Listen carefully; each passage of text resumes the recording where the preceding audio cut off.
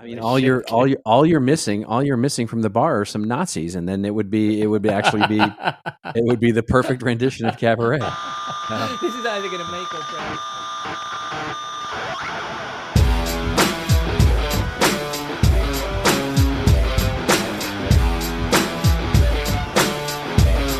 Hello and welcome to episode 227 of the Rockstar CMO effing marketing podcast.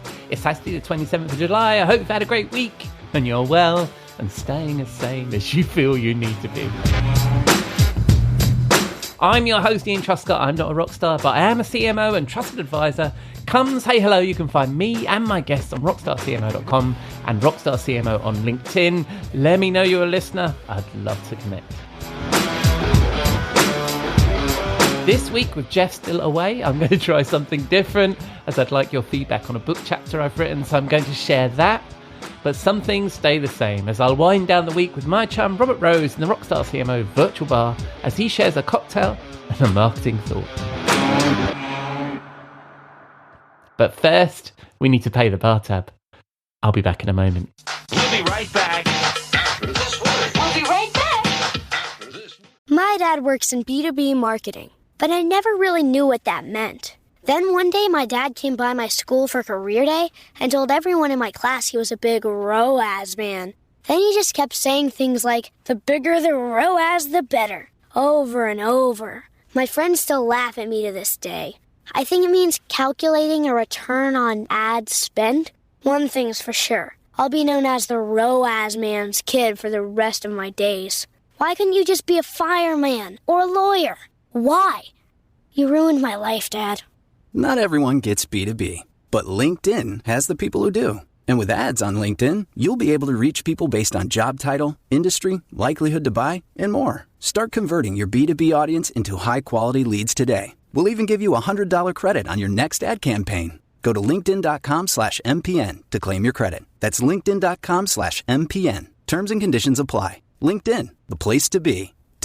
You may know you're listening to this show along the Marketing Podcast Network, but did you know there are other great shows on MPN to help your business? Robbie Samuels hosts the On the Schmooze podcast. Robbie, tell listeners what to expect from the show. Since 2015, I've interviewed entrepreneurs who overcame challenges to achieve success in their field or industry. Tune in to On the Schmooze to listen as I ask deep questions to elicit untold stories about leadership and networking. And where can people subscribe? Find the show at ontheschmooze.com or on marketingpodcast.net, or just search for it wherever you get your podcasts. You heard them. Go subscribe.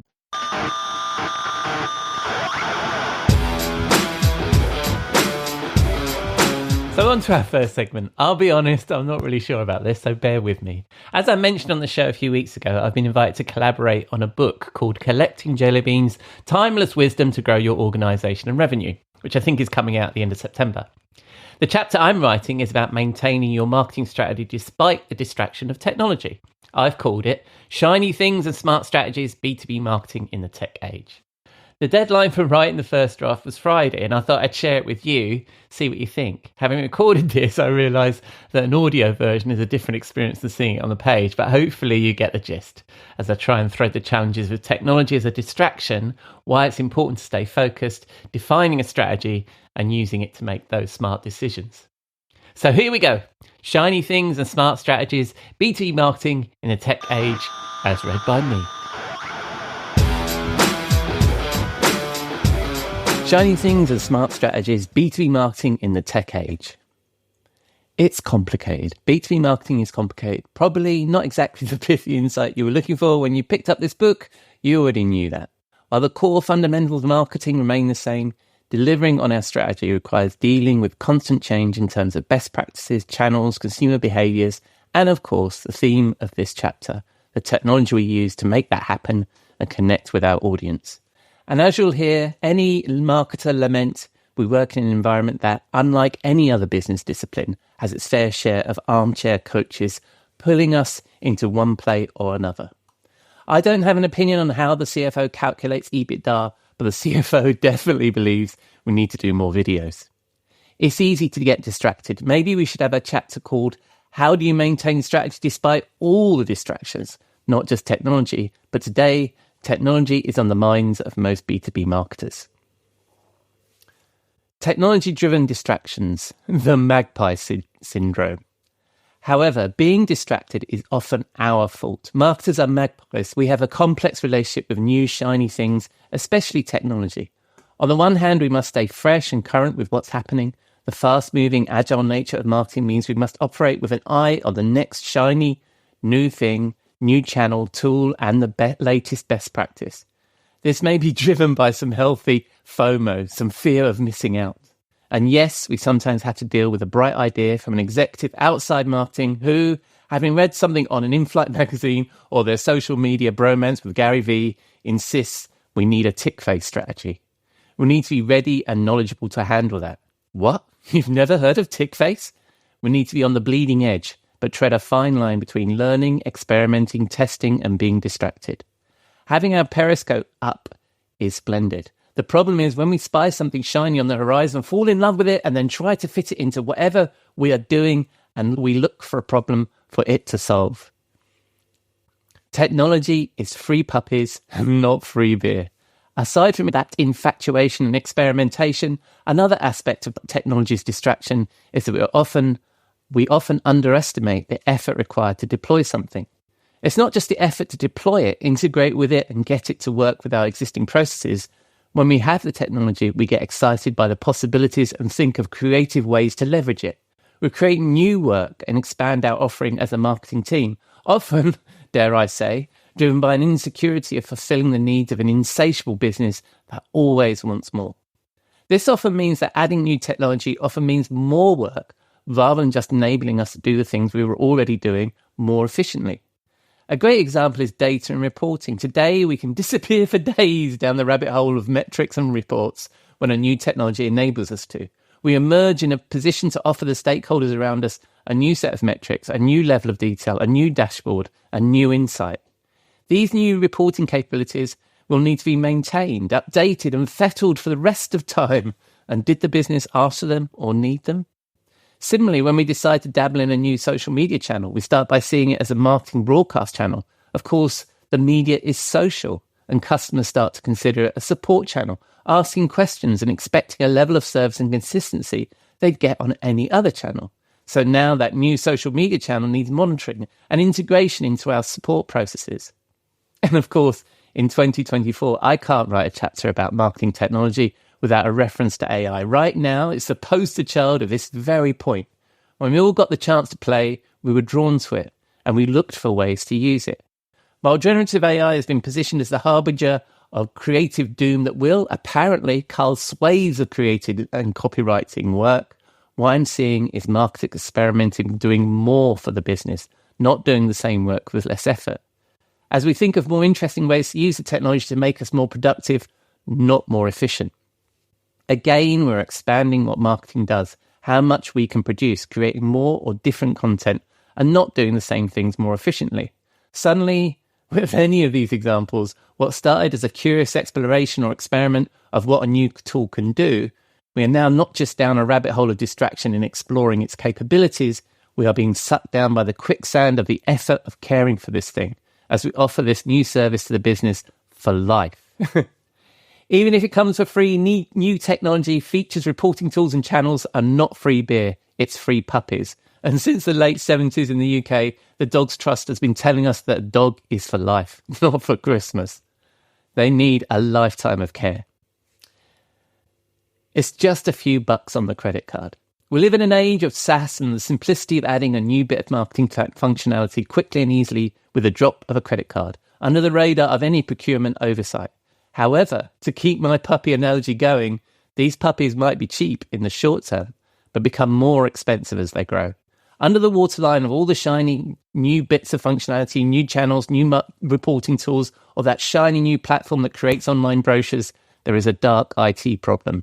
A huge potential distraction comes when at some point you need to figure out how the data flows out of this new tool into the CRM, is included in a board report, or how approved images from a digital asset management system can be used with it, or how it integrates with your workflow and governance processes. Being empowered means doing the work. The standard marketing spiel from marketing technology vendors is that it empowers business users, which is splendid until you realize this means you. Being empowered means doing the work. If we cast our minds back through the ages of marketing technology and the empowering gifts it has given us, we can build web pages without IT. We can assemble amazing emails without an HTML developer, produce detailed reports without a data scientist skilled in R, a programming language for statistical computer and data visualization, publish ebooks and create images to make all these things look pretty without a designer, with a black belt in the dark arts of Adobe. We are empowered. However, the effort hasn't gone away. It might have been reduced. It may be quick for us to get shit done, but the work has now shifted to the marketer away from a different specialist. We are empowered. We have to do more, not less. Empowering colleagues also means doing the work. While I'm riding around on the hobby horse of empowered business users, there's also this romantic image that people outside of marketing will be motivated to create, access data, and self-serve some of the things that fall in the lap of marketing. We can be lured into the distraction of technology with the promise of empowering not just ourselves, but our executive management colleagues. The earlier example of reporting tools and functionality is a great example of this. We want to provide executives outside marketing with access to data, reports, and insight collected in marketing to save marketing from creating and collating ad hoc reports on demand. The phrase, build it and they will come, comes to mind here. But this isn't working out either. I've often struggled to get certain executives to self-serve data and limit these marketing requests. If this is also your situation, we're not alone. Forrester Research has the data, having surveyed executives using business intelligence tools. In theory, almost 100% of the executives Forrester surveyed need the data these tools provide in their daily work as senior business leaders. However, despite becoming increasingly easy to use over the years, a huge proportion of them can, but as Forrester discovered, very often few of them do.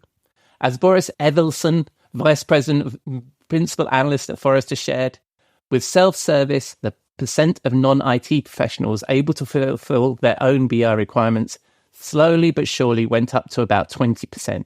But that's where it stayed for the last decade. No matter what new user-friendly and or intuitive features BI vendors introduced, out of all the enterprise decision makers who could and should be using analytical applications and platforms hands-on, only 20% of or so do today. And who can blame them? I can't lament about the extra work being empowered has brought to marketing. They don't want to do the work either. Ask any sales guy to update the CRM if you want a quick example. Sorry, sales colleagues, but you know it's true. It's time to find focus. So not only is marketing being pulled in different directions with technological changes for the consumer, new devices, channels, and buyer behavior, and the suggestion from other executives to be on tick face, the call is coming from inside the house as distraction comes from the tempting promise of new toys, which is all fun, but we don't have time for it. There is plenty of research that suggests marketing leaders are not given the time with shorter tenures than their C-suite colleagues. It's a popular trope across marketing writing right now. But regardless of that, like any senior executive, marketing leaders need to make an impact. There is just more opportunity to be distracted from this mission and to drift off course from what the leadership team expected. Marketing leaders who can focus, understand what's important to their colleagues in the C-suite and deliver against those goals are seen as a strategic ally and are more likely to succeed. The focused marketing leader has a clear set of objectives tied to the business needs and recognizable as goals by other leadership team members. Plus, having these objectives clearly stated enables you to judge whether each of these opportunities that technology and our colleagues bring are distractions or things we should invest in. Define your strategy.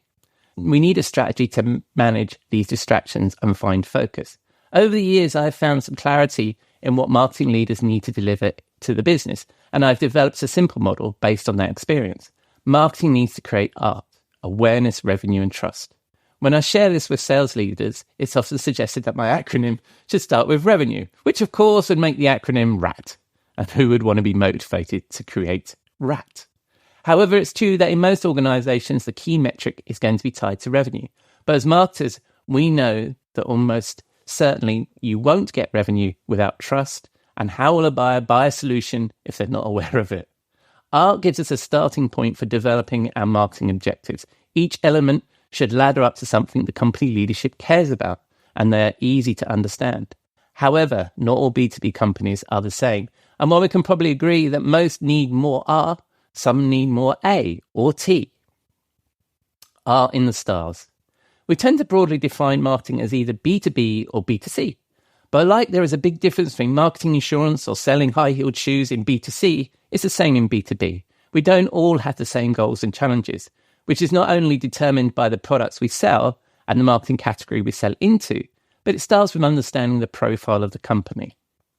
I like the model that Michael D. Watkins shared in his excellent book, The First 90 Days, that he calls STARS. The book, of course, is giving advice on starting a new role, but this equally applies to defining the marketing strategy. You need to know at the very high level what kind of B2B company you're in. Is it a startup? There's focus on growth and awareness. Is it a turnaround where you need urgent help to recover? Is it accelerated growth, a scale-up, often following new investment? Is it realignment? There's a reorg, a shift in focus, or a reaction to a market change? Or is it sustaining success, maintaining growth demonstrated in previous years?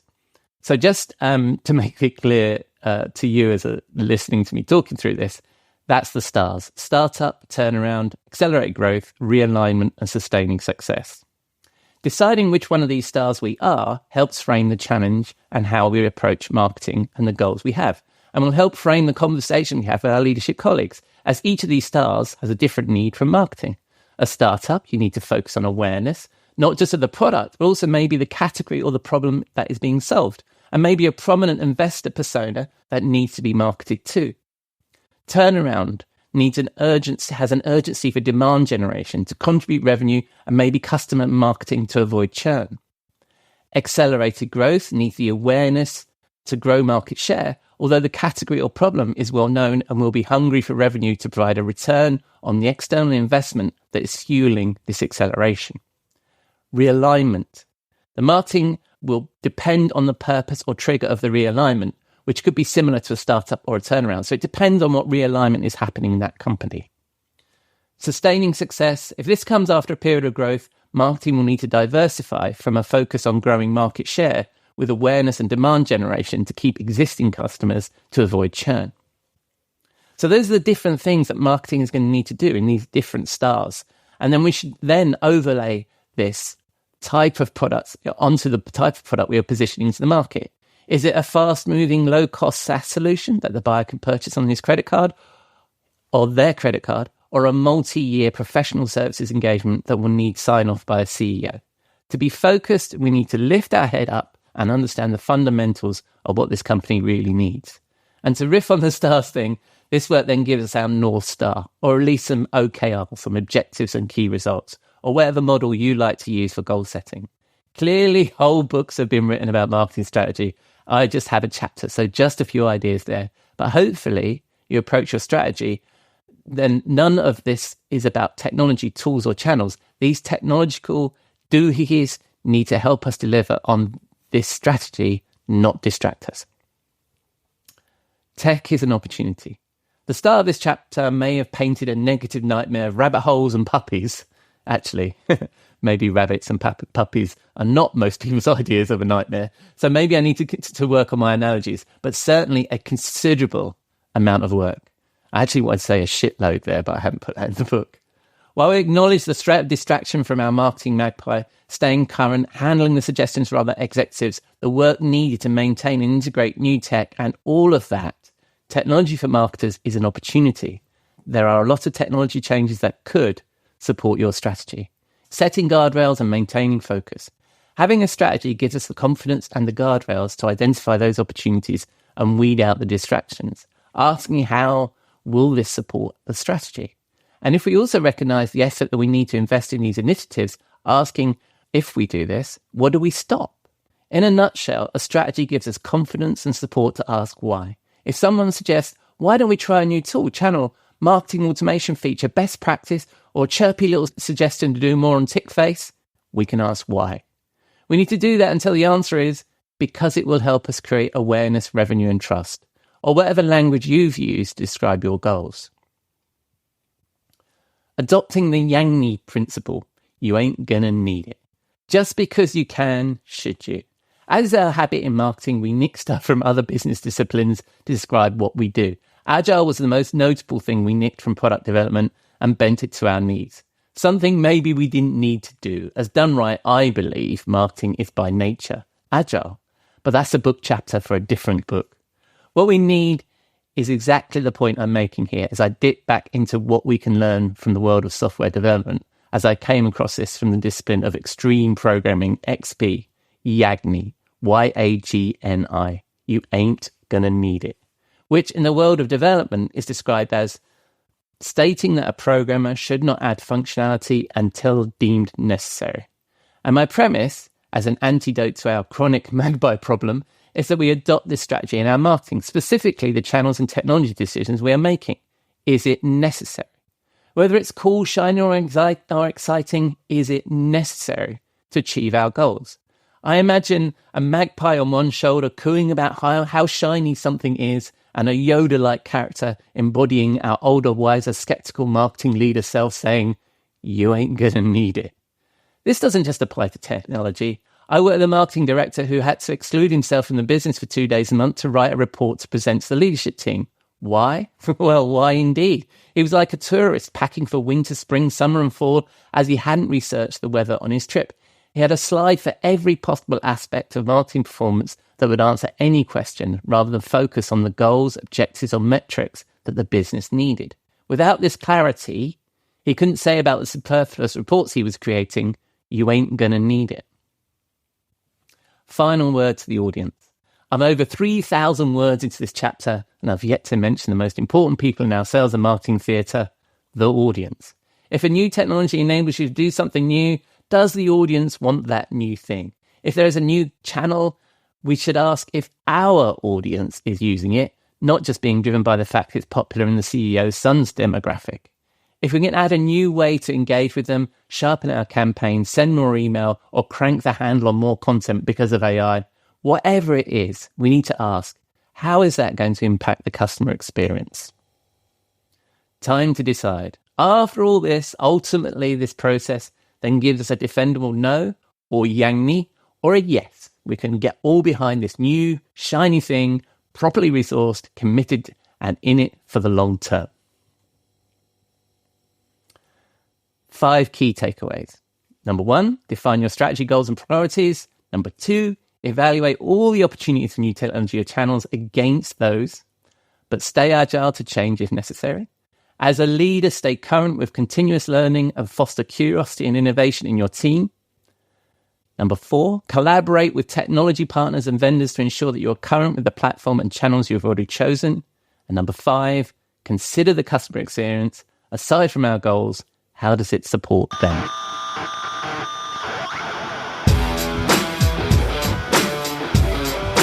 Splendid, you're still here. Thanks for listening to that. What do you think? I think I need to work on my audiobook delivery, but I'd welcome any thoughts you might have on the topic as we enter the editing phase. You can contact me at ian@rockstarcmo.com. And don't worry, Jeff fans, he's back next week. Normal service will be resumed.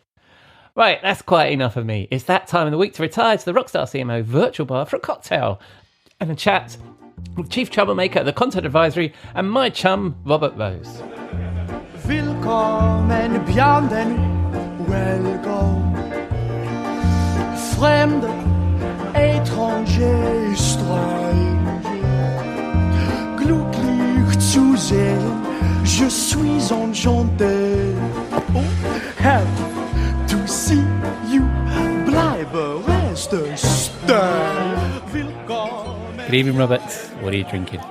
Well, hello, my friend, and I just have to tell you that I think that you have got quite the show going on here. You know, it's really. I didn't know that you were going to open it up for a new version of Caberet. Welcome, bienvenue. You know, yes. you've even got some of the famous, original cast members here. It's just fantastic.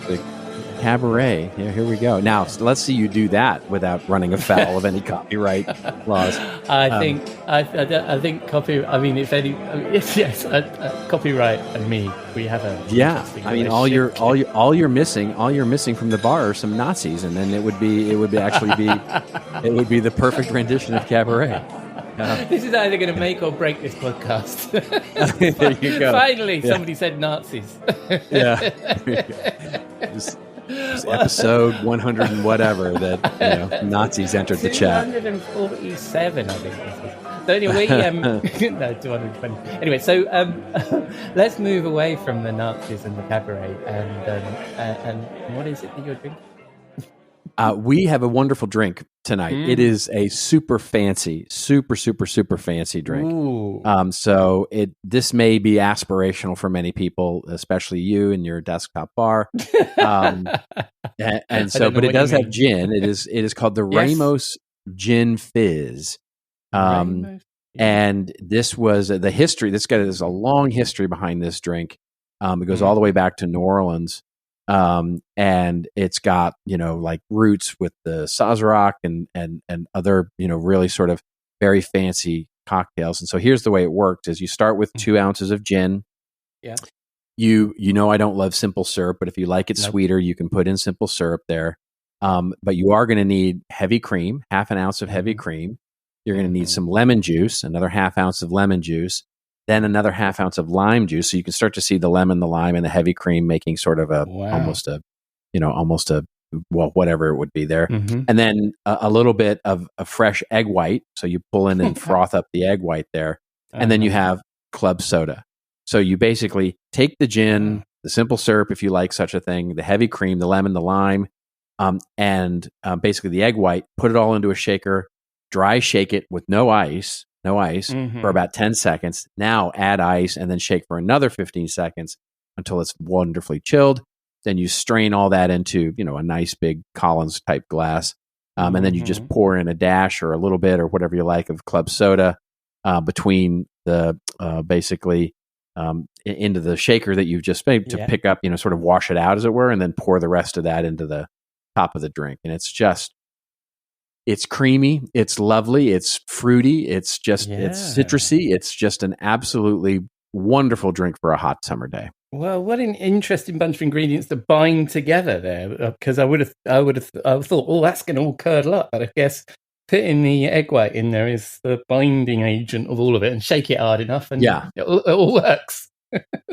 Sounds delicious. And where would we be drinking such a fine drink, sir?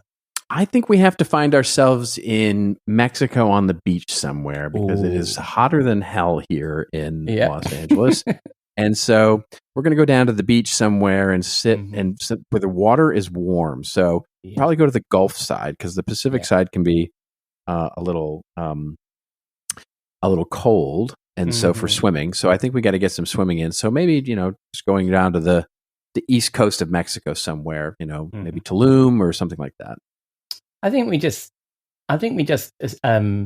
suggest we might swim, but we just sit and chat and drink, I think. Well, yes, that too. That too. If we get bored with marketing talk, we can go swimming. Yes, that's true. So we're sipping these lovely drinks on this Mexican beach, the water lapping at our feet, and conversation turns to marketing. What are we talking about this week, Robert?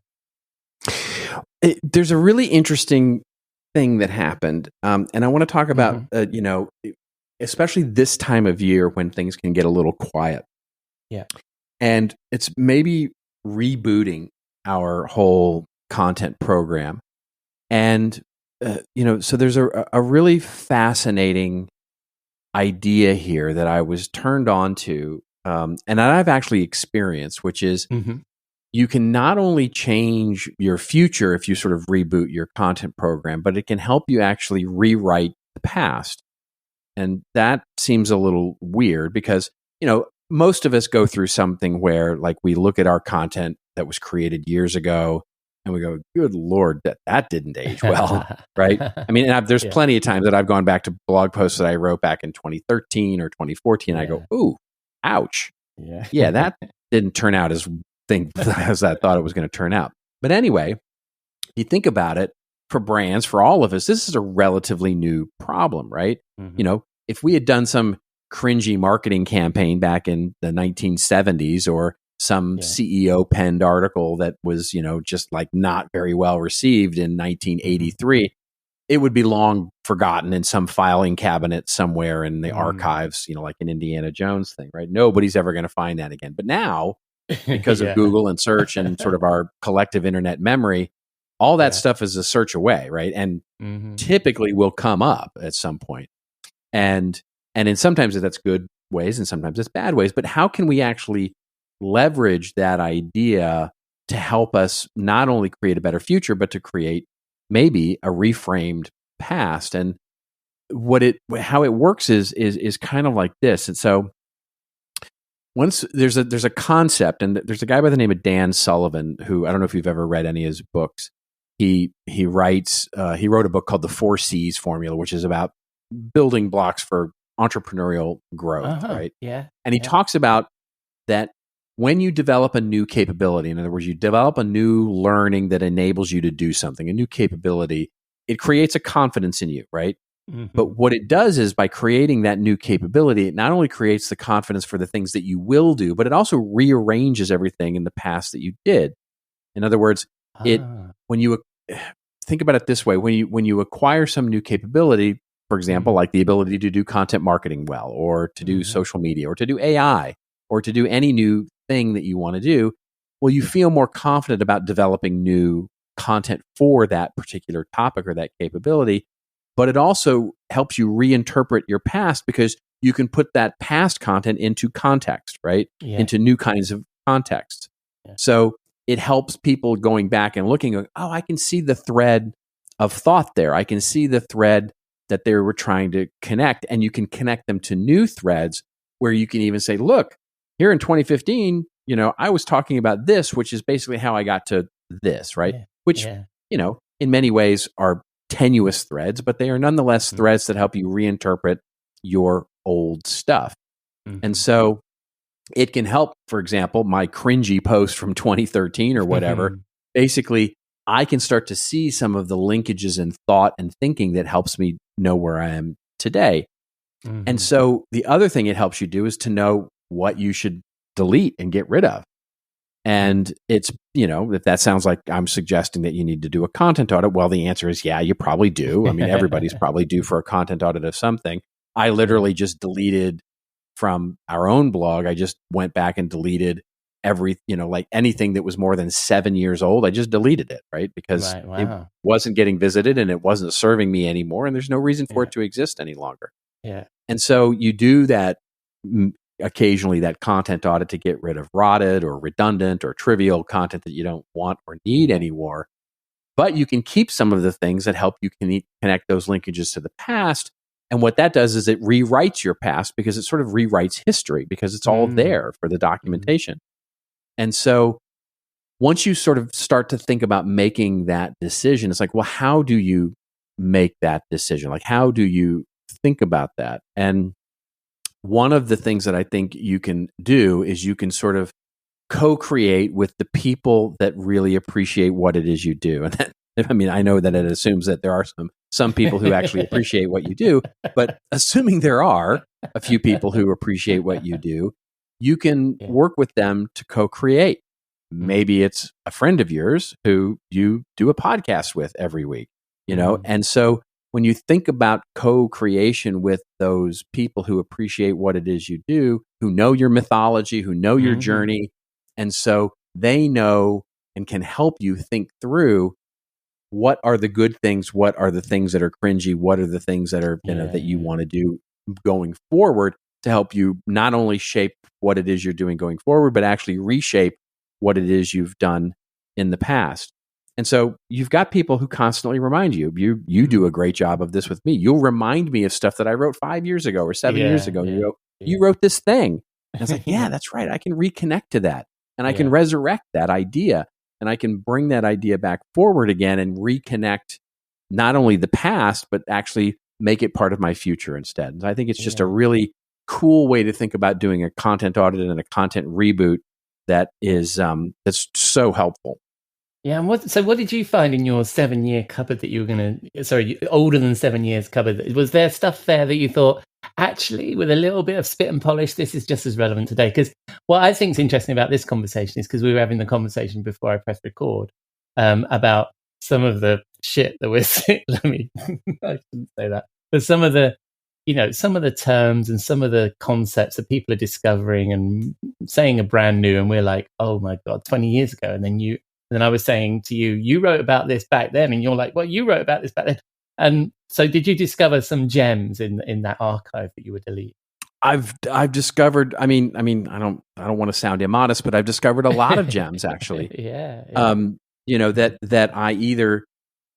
That were either too, and again, I don't mean this to sound immodest, but some of those ideas that I had back then were just too early, right? They were too early for their time. And so revisiting them in 2024, it's now, I can update them and I can think about them in a way that is actually more appropriate for the time that they're in. You know what I mean? Yeah. And here's a great example of that: data warehousing, right? Remember when data warehousing was going to be like the thing, like everybody was going to do it, and it was the most buzzworthy thing. I mean, it had the same kind of buzzworthiness as data. We are talking about data lakes and data warehousing and data this and data driven, and everything was data, right? It was, this was 2013 to 2015, right? And everybody was going to have a data warehouse, and you had to be data driven. And I wrote about that, and I wrote about the fact that data, that data warehouses were sort of, an interesting idea that nobody can do. And that everybody is trying to build these things, but honestly, very few people are actually getting. And there was an example I used of a telephone company that had spent 7 years building a data warehouse of old customer records so that they could get insight into their customers. And basically what they discovered was, once they finished it, they had all the data that they could use, but it was all 7 years old. So the insights were too old, right? And weren't relevant anymore. So, there's all sorts of things in hindsight that look really interesting that in the present day that you go, and honestly, AI might be one of those things. I mean, I think it'll be really interesting for us in 5 to 7 years to look back at the 2022, 2023 season and go, what were we thinking? You know what I mean? In one way or the other, right? And so I think, so there have been many, many things that I have discovered in going back and looking at those things to say, either that they were a cringy idea, and there were plenty of those too, by the way, or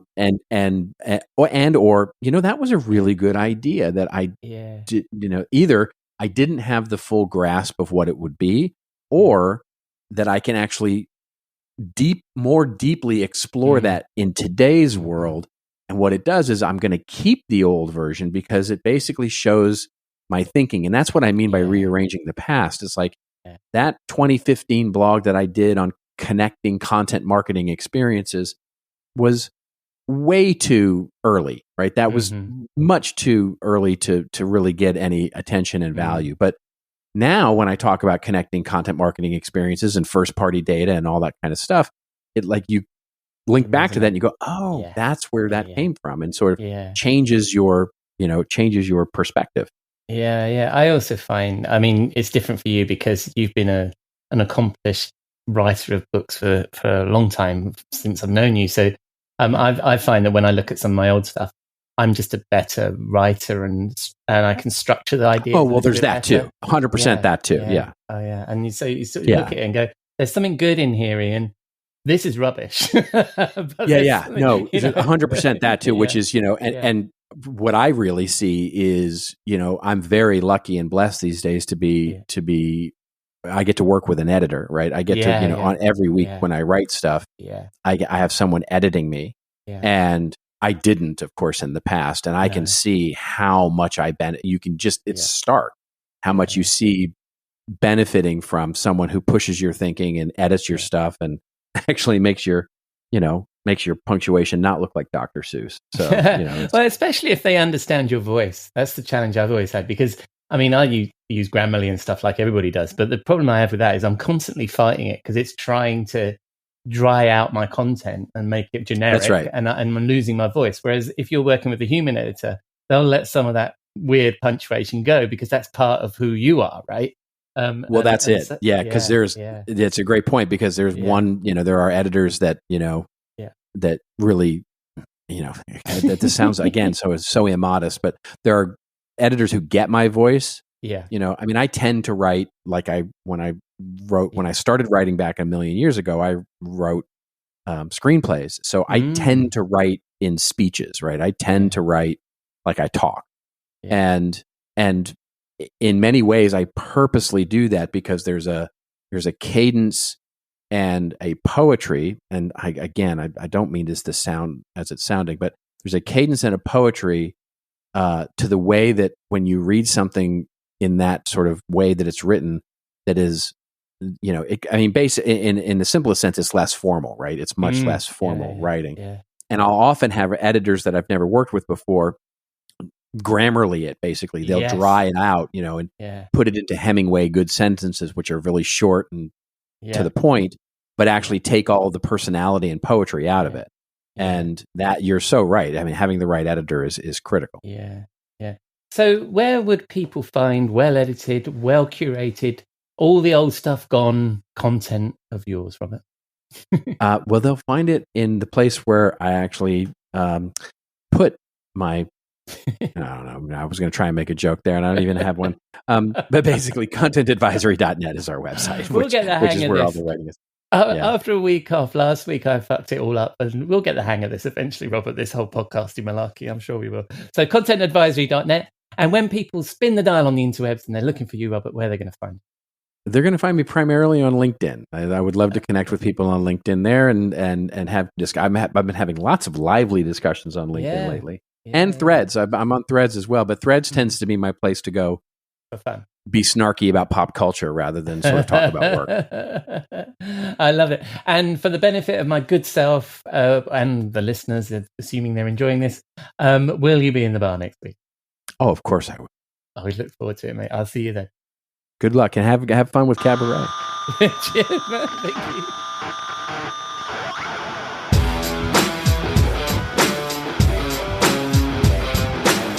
Thank you, Robert. Some great ideas there to dive into our content closet and give some of our classics a new lease of life, especially considering how the algorithms are changing how our audience is consuming our content.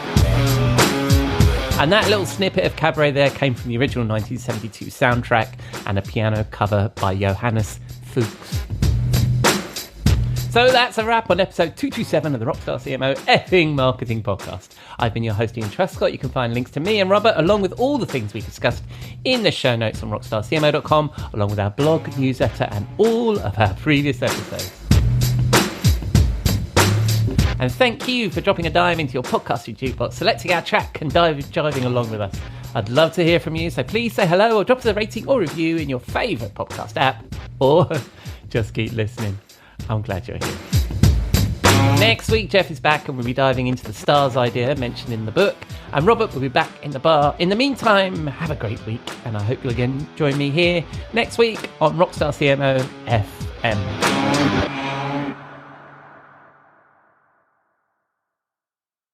You may know you're listening to this show along the Marketing Podcast Network, but did you know there are other great shows on MPN to help your business? Christy Heiler hosts a fantastic podcast called Own It. Christy, tell us more about the show. Own It is all about celebrating women and non-binary advertising agency owners. We talk about buying out of the Boys Club of Advertising because less than 1% of ad agencies are owned by women. And where can people subscribe? You can find the podcast at untilyouownit.com. We're also on the Marketing Podcast Network at marketingpodcast.net. And of course, you can subscribe wherever you get your podcasts. You heard her. Go subscribe. This podcast is heard along the Marketing Podcast Network. For more great marketing podcasts, visit marketingpodcasts.net.